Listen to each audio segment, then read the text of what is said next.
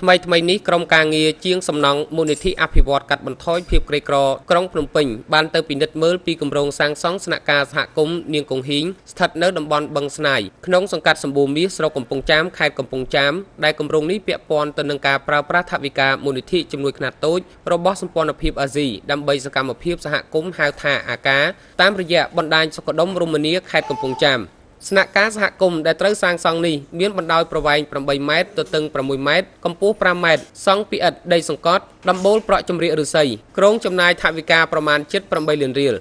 លោកហេនសុខុមប្រធានក្រុមជាងសំណង់សហគមន៍ភ្នំពេញបានឲ្យដឹងថាការដែលគណៈកម្មការសហគមន៍សម្រេចយកគម្រោងនេះដោយសារតែឥដ្ឋដីសង្កត់នេះមានតម្លៃថោកហើយផលិតដោយស្នាដៃសមាជិកសហគមន៍ផ្ទាល់សំណង់ស្នាក់ការនេះមិនជួលជាងពីខាងក្រៅទេគឺធ្វើដោយក្រុមជាងសហគមន៍ប្រយោជន៍ជួយផ្ដល់ឲ្យសមាជិកសហគមន៍មានការងារធ្វើមានបទពិសោធន៍និងជំនាញជាងសំណង់និងទទួលបានកម្រៃផ្គត់ផ្គង់ជីវភាពរបស់ពួកគេផងដែរ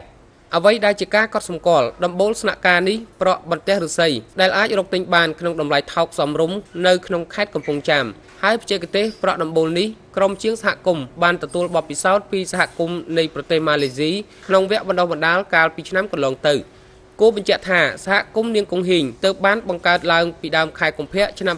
2012មានសមាជិកចំនួន135គ្រួសារមកដល់ពេលនេះសហគមន៍មានប្រាក់សន្សំជាង12លានរៀលដែលប្រាក់ទាំងនេះត្រូវបានគណៈកម្មការធ្វើជាឥណទានមុខរបរខ្នាតតូចឲ្យសមាជិកក្នុងសហគមន៍ខ្ចីហើយតាមរយៈឥណទាននេះធ្វើឲ្យជីវភាពរស់នៅរបស់ពួកគាត់ត្រូវបានកែប្រែឲ្យមានភាពប្រសើរឡើងជាបន្តបន្ទាប់